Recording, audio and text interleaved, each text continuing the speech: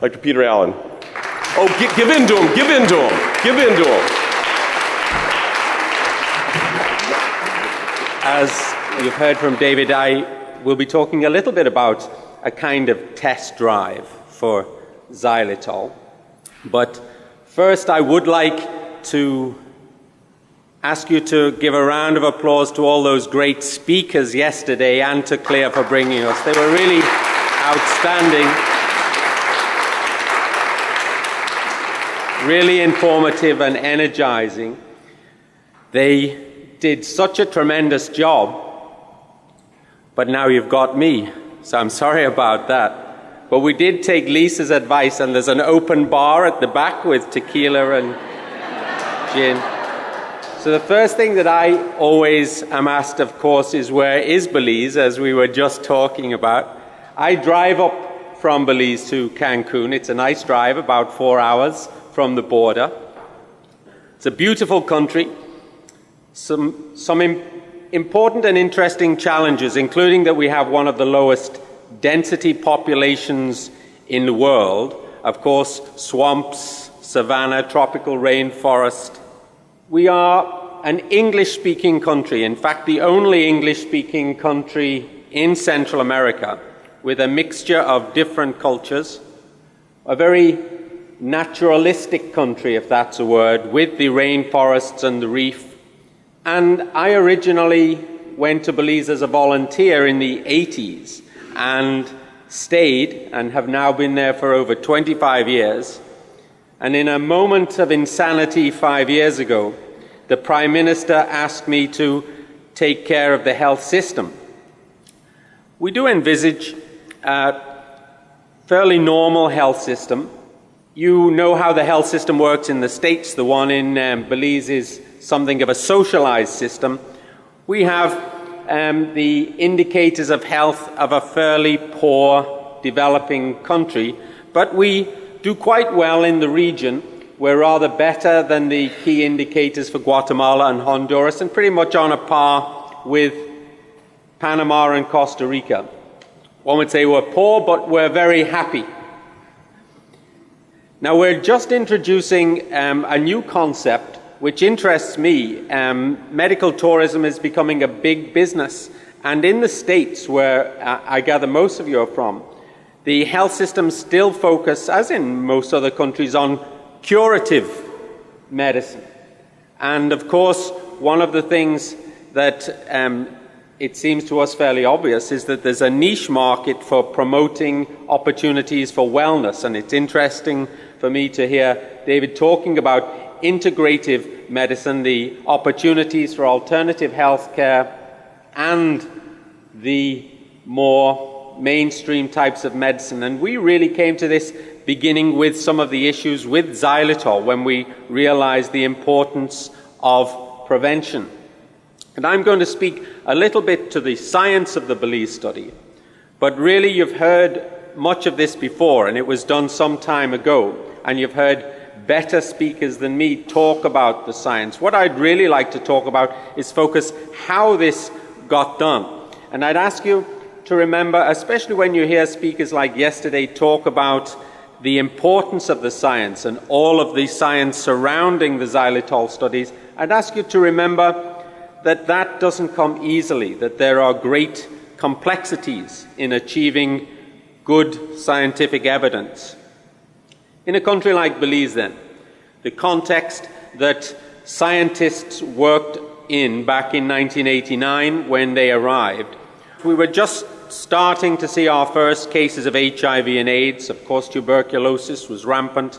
We had these basic programs in these various fields, and I put dental health right at the bottom of the ladder because in many health systems, that's where it comes, right at the bottom of the ladder. We had some essential programs in place. Prevention services were very limited. There was no naturally fluoridated water. Dentistry really quite forgotten. Sugar being the main crop in Belize, still is one of our main crops, and extremely cheap, easily accessible. Difficulty in geographic access for health care and healthcare providers. My access in those days. I don't know if Kauko and Lisa can remember, but was with an old 600cc single-cylinder motorbike, and I'd put my dental clinic on my back in a backpack and travel 8 hours to wherever the next village was. And in the morning, we have all the patients sitting on a rock facing east, and as the sun went round, the villagers would slowly turn round on the rock. And that was the reality of our work in those days. There was really little in the way of private sector, and we were really focusing on reducing pain. So our team of researchers, headed by Dr. Kauko McKinnon and his wife, met weather conditions which were challenging for much of the year. There was up to 160 inches of rain. Temperature was crazy much of the time. And it was interesting for me to hear from Dr. Aline yesterday about leishmaniasis, because leishmaniasis is certainly one of those parasitic infestations which are common in Belize. And maybe Dr. McKinnon and I could have used the xylitol, but we'll have to check more on that. We mostly use this, Belikin, the beer of Belize. And this really was the only phone in the wards of the hospital back in 1987. Of course, we didn't have digital cameras. This is from an old photograph of one of the nurses. Kauko McKinnon and his team brought our first fax machine. It wasn't actually this one, but they really did bring our first fax machine, and it was an exciting new toy for many of us at the hospital. So if I could take you back to that time, just as I say, putting it into context of the research that they did. Dr. McKinnon and his team flew into Belize City from Miami. They had to reach Dangriga. It's about 100 miles from Belize City to Dangriga, so you have to come by this road. And in those days, it wasn't paved, so that 100-mile journey took 8 hours. So they had the choice of traveling that 8-hour journey by road, or they could come by canoe, or they could come by the number one carrier in Belize, actually the only carrier in Belize, Tropic Air, which is what they decided to do. They flew down the second largest barrier reef in the world, a particularly lovely sight, and traveled over the citrus orchards of Belize, another one of our main industries. So I could almost imagine Lisa McKinnon, Kauko's lovely wife, looking for the airport as they circle around Dangriga. I can almost imagine her saying, "You're kidding, right?" But we weren't kidding. This is the airport in Dangriga back in 1989. You go a little bit too far, you hit the Caribbean Sea, so you can't get lost. And these were the people. Mammy was one of our local assistants who helped in this research back in the day. Some wonderful, wonderful people that the McKinnons and their team created strong relationships with, which was so important in defining their success. There was only one taxi for Dangriga. Kauko and Lisa would book the taxi for the entire time they were down there. These were the typical houses in Dangriga, and it's safe to say, I think, that not long after they'd arrived, they realized that they weren't in Kansas anymore. As I say, Kauko was accompanied by his lovely wife, Lisa, and it really was a jungle. And this is the kind of terrain that they conducted this research in. Some of this founding research, this test driving of xylitol, as David puts it. Can you imagine then that they had to maintain a cohort of school children over a full 2 years and then longer? They had to maintain standard scientific conditions in rain, in mosquito-ridden territory. We had to go into these small communities and villages, snakes and beefworms. I don't know if you're familiar with beefworm. Beefworms are larvae laid by flies, normally on your skin, and the larvae burrow into your skin and then live quite happily just underneath. We used to mostly get rid of the beefworm by putting Vaseline on the top, and they're aerobic larvae, so you'd squeeze them once they can't breathe and they pop out if you're lucky. Aline, you may have some of these in Brazil, I think. But these were the conditions in 1989 that they encountered. Life in Belize is pretty fast, and they had to adjust to this speed. But the task at hand was very important and very serious.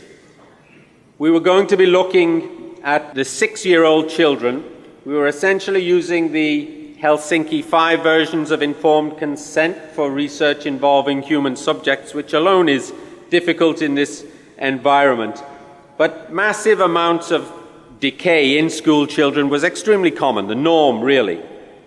Now, as a test driver then of xylitol, the results speak for themselves, and that the xylitol groups had better effects. But that really doesn't describe the astonishing experience really of myself as a clinical dentist when I would see these children who were participating in this study, and on a month-to-month basis, you could actually see before your eyes massive improvements happening. It was really quite remarkable, and something that I would have called in other colleagues so that they could see this happening with me.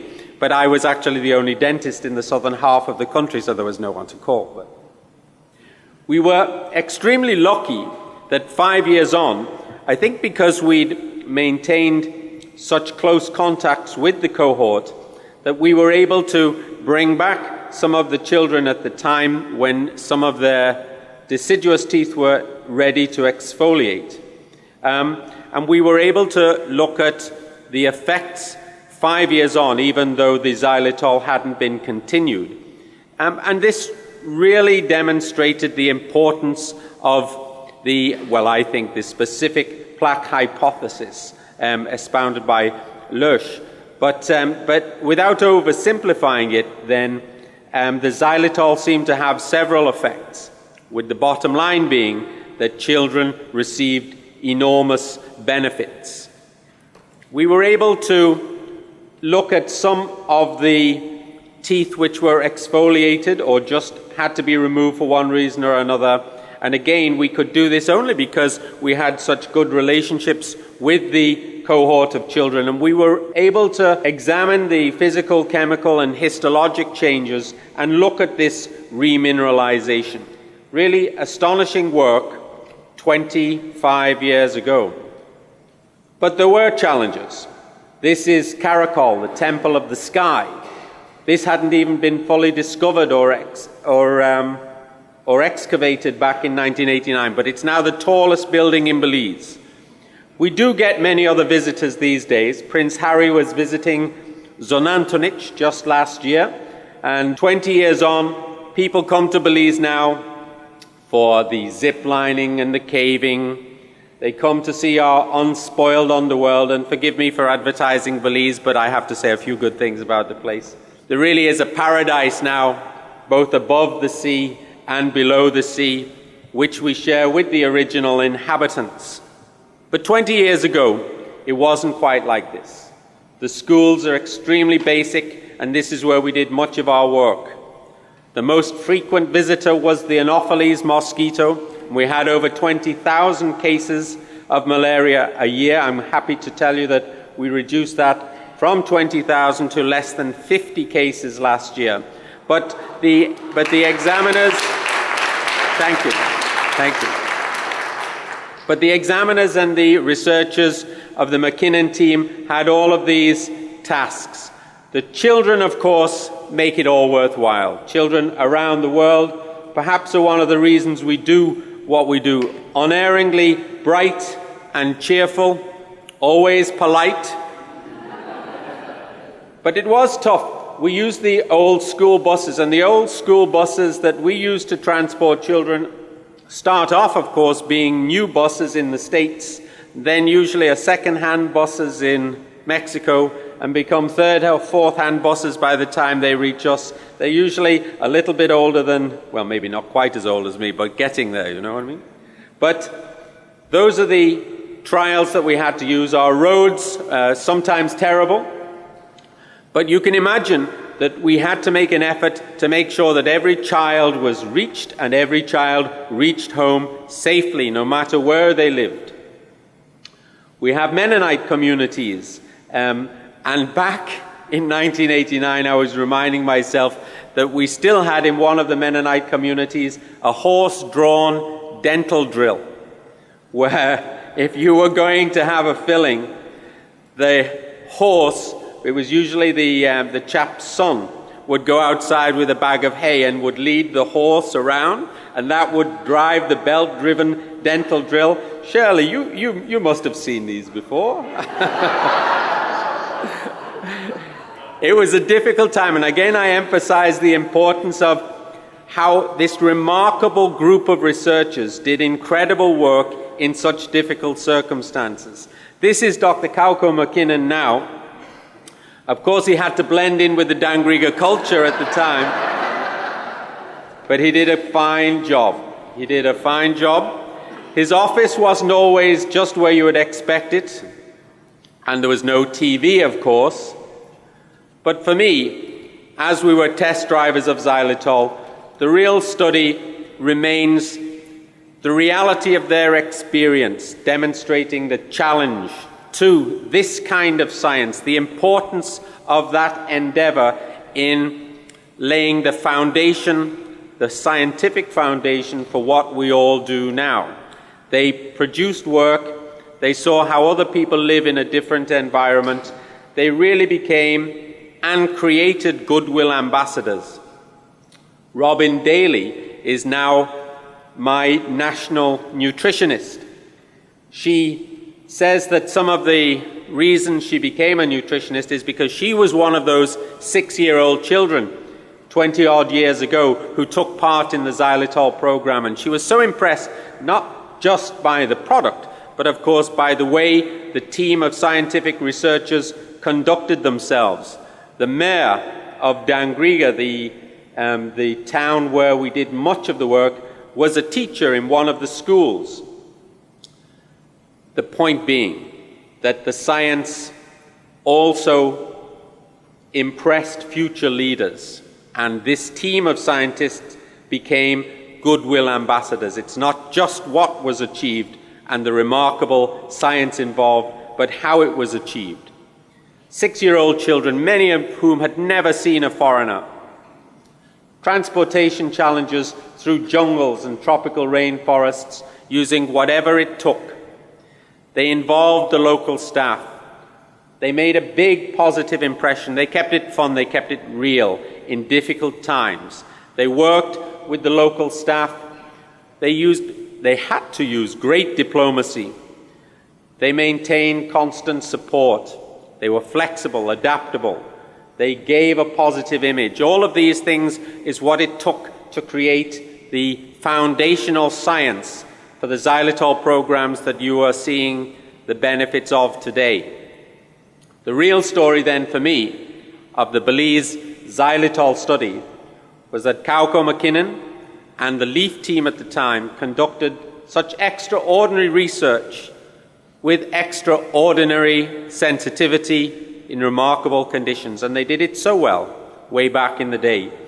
Dr. McKinnon, of course, is an extremely humble man, and I don't think he likes it, but I must ask him to stand and receive our applause, because he really is an astonishing researcher. I am one of his biggest fans. Dr. Kauko McKinnon, please, ladies and gentlemen.